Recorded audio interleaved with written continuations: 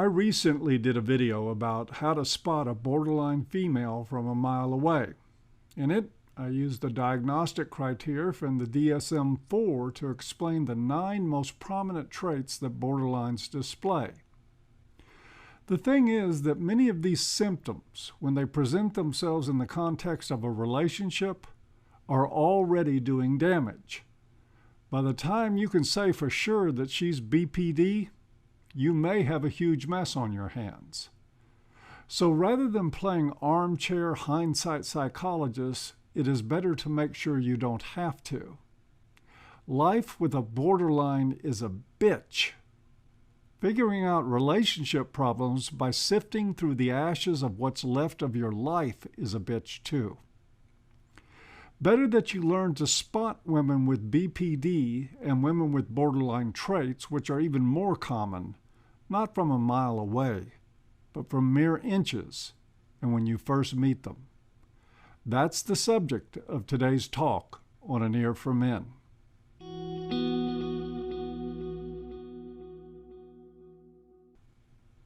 Borderline women are dangerous. In their wake, they leave men who are broke, incarcerated, demonized, and sometimes dead. That's not a joke or hyperbole. It is a fact of life. If you have a son and you never talk to him about borderline personality disorder or BPD traits, then you are helping him prepare to get hung on a cross. And yes, there are males with BPD, so this information is important to gay men as well. It's important to women too, but since there's already a disproportionate amount of support for women in this society, I'm confining my talk to how the disorder affects men. Keep in mind that this information won't do anyone any good if they're still a slave to romantic chivalry and the power of infatuation. While those fatal flaws are active, it makes it impossible to put any of this into perspective, much less practice. If you can't think straight from the beginning when it comes to a woman, you're only helping her sharpen the blade that she will invariably slide into your back. Because of that, I have added permanent links in the low bar to information on romantic chivalry and gynocentrism. Now, down to business. Here are some of the easiest ways to tell if you're dealing with a woman who has BPD or enough borderline traits that she belongs in your rearview mirror anyway. 1. Too much information too soon. Intimate details of personal life tragedies, abusive relationships, being the alleged victim of crimes like rape, incidents of childhood sexual abuse, and the like are not first date conversation material for anyone with a sense of boundaries. They are not for second or third dates either. This kind of information is for people you have grown close to and in whom you have developed some sense of trust. Quickly regurgitating all your life's hardships and trauma, real or imagined, soon after meeting someone is a big tell for personality problems. Borderline women lead with this stuff to trigger and manipulate men's protective instinct, to put them in a hero mode because heroes always put their interests in the back seat. So, if you go to dinner and she starts telling you that her father molested her before you're looking at the dessert menu, forget about the pie a la mode and just ask for the check. 2. Too sexual, too fast. This is not about slut shaming, even though I will wager that most guys with their shit together aren't going to get serious about a woman who shows up to a first date acting and looking like anybody's baby.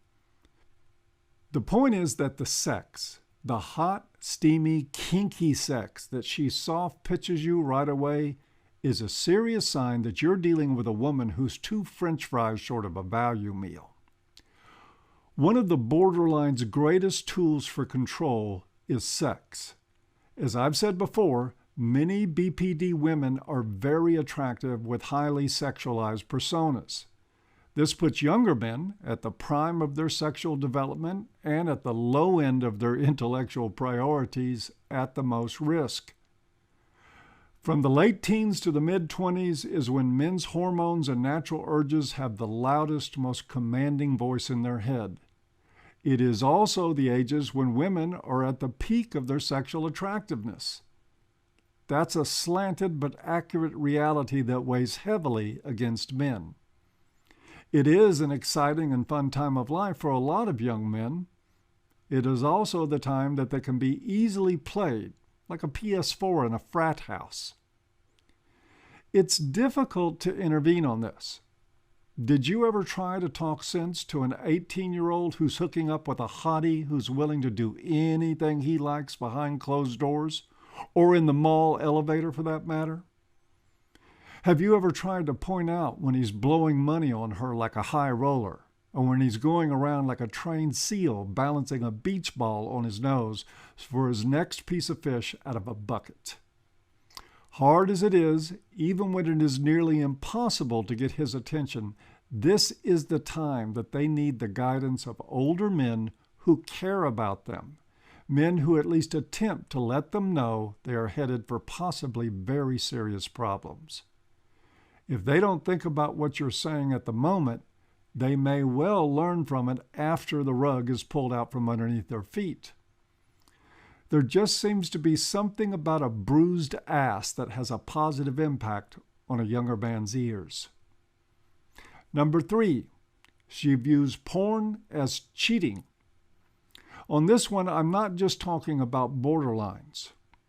Look, it is understandable that a lot of women aren't wired to like porn. There are 2 realities that play in this. One, women don't have the visual sexual orientation of men, and 2, they are jealous of the attention they feel is being stolen from them. So I am not suggesting that it's a good idea or even respectful to her to have some fuck-bunny porn star as the screensaver on your PC. And telling her truthfully that porn is not personal to you probably won't help either. Just remind yourself that if she's like most women, she has a vibrator, full charged and ready to go under her bed, and it is not there for sore spots and stiff muscles. She masturbates, just like you, only she has just a different way to do it. She wants to rationalize that because she uses her imagination and a vibrator, that it is somehow morally superior to your using imagery and your hand. She is, of course, full of shit about this, but can, with time and maturity, get the picture. But if she hangs doggedly to the narcissistic fantasy that even mild and fleeting sexual interest in anything but her is somehow diminishing of her value as a woman, then you have a crazy on your hands. She maintains this belief not out of morality, but out of the highly immoral desire to control you like a dog on a leash. You can be a good boy and comply. You can sit and heel like a champion at a dog show. Just know that it will only lead to more and more extreme forms of control. Oh, and to be clear, I'm not saying that a woman has to like porn to prove she's not a borderline. But if she thinks digital imagery is your mistress and that a quick jerk is an affair, she needs to grow out of it. If she can't, then she may well have a personality disorder or something just as bad. 4, she quickly calls on your gallantry by damseling. This one is a dead towel. One of the many ways a borderline will attempt to gain complete control early on is with the quick damsel. She will tell you of her woes with an ex. You know, that jerk she told you about on the first date and how he still won't leave her alone. She may talk about some other family member who is out to get her, a boss that is an alleged harasser, or something else similar to that. She might even have a child she can't control, who needs a firm hand from a real man like you. When she plays that sob story card, you and most men for that matter will feel the instant instinct to find a way to protect her. You won't think about the fact that 1, it may all be bullshit, and 2, if there is truth to it, you could wind up shot, or at the very least on an unwitting, unending, and life-consuming crusade that was not in your plans before you met her. Here's a hint, guys. If you meet someone and then find yourself transformed into a white knight on a matter that started before you met her, you're being played. No exceptions. Number 5, love bombing. I included this one in my last Thursday tip, and I did so for a good reason. Love bombing is when she launches repeated sorties of gushing love using laser-guided hellfire missiles of adoration that are locked onto your heart.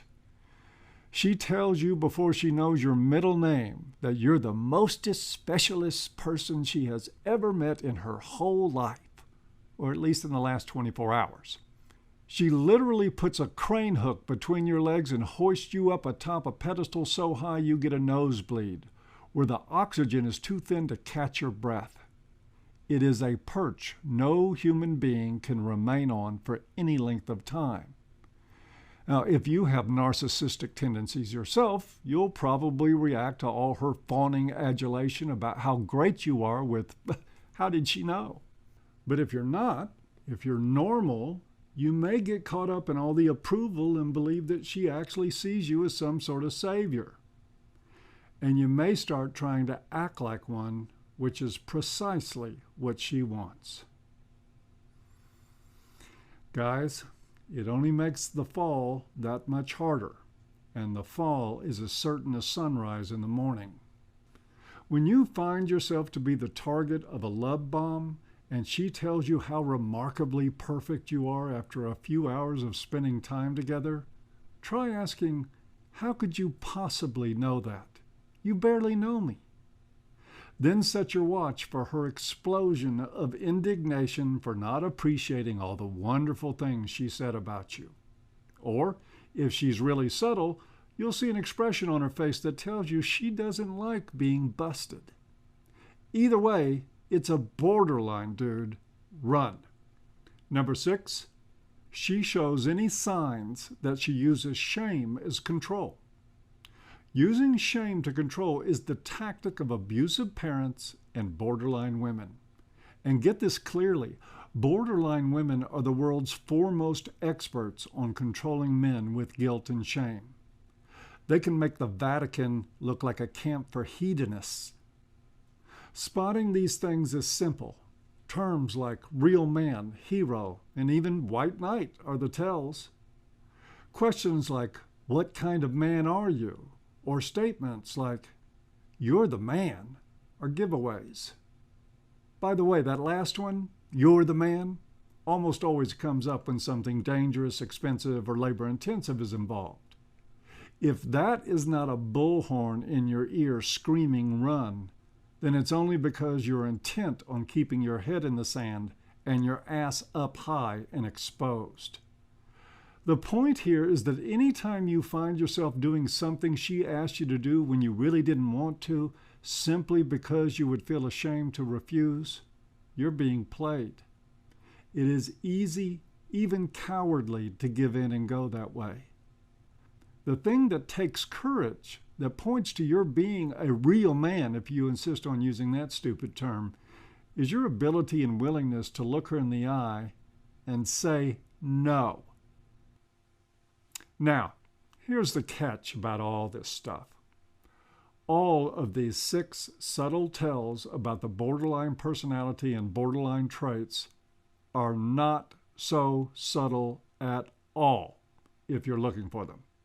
Also, they are present to some degree in almost all women. It is a part of a culture of personality perversion that is worthy of yet another video. But just because a woman demonstrates any one of these behaviors does not mean she's a BPD. On the other hand, if she demonstrates all or some of them consistently, then you have a problem on your hands, the solution to which is found only at the nearest exit. Even if she's not a borderline, if she engages in this stuff as a matter of routine, she might as well be. Now, this has a bad side and a good side. The bad side is that it totally forces you into the driver's seat. The responsibility is all on you to evaluate, test, and screen for problems that can, if left unchecked, cost you money, your freedom, and even your life. The good news is that it totally forces you into the driver's seat. The opportunity is all yours to evaluate, test, and screen for problems that can, if left unchecked, cost you money, your freedom, and even your life. It is certainly more of an art than a science. You will need to learn to rely on your gut and your instincts. Only you can look at her behavior and make the determination whether she is normal but teachable or disordered and irreversibly dangerous. The trick is in knowing that if you let your sex drive or your programming in romantic chivalry do the screening, you might as well just accept life as a borderline magnet and call it a day. Spend your time preparing for family court hell and saying goodbye to your children if you are unfortunate enough to have had any with this kind of woman. The one great, I'd say spectacular strength of men is their logic and ability to calmly and rationally evaluate circumstances in life well enough to make sound, wholesome decisions. Their one great weakness is that this strength is often hobbled when it comes to dealing with females. In the end, though, every man who wants to succeed must live with the truth that no one has a gun to his head and that he has a choice about what he's going to do. Winding up with a destructive borderline completely trashing your life only happens because you allow it. There are no victims, just volunteers. Well, that's it for today's talk on An Ear for Men. As always, I hope you've enjoyed, even if you haven't, and we'll see you next time. Hey guys, it's time for Thursday's Tip of the Week again. Remember, your values are often a harder guide to follow than your penis or your urge to play romantic chivalrist. The former can get you scorned and rejected. The latter can get you pats on the head and occasionally a booty to tap. But I've never gotten an email from a man begging me for help because he was in trouble for putting his values ahead of his desire to please a woman. And trust me, I get a lot of letters from men begging for help. The sad news is that when I write these guys back, it is almost always to tell them that there's nothing I can do for them. I always suggest they get a lawyer if they can still afford to pay for one, but I know that lawyers, like borderlines, can have catastrophic results too. Remember that while your values come with a higher risk of rejection, it is always by women who are doing you a favor to get lost. I'd much rather get an email from you complimenting or even criticizing my work than telling me you need help trying to stay out of prison. Well, thanks again for watching.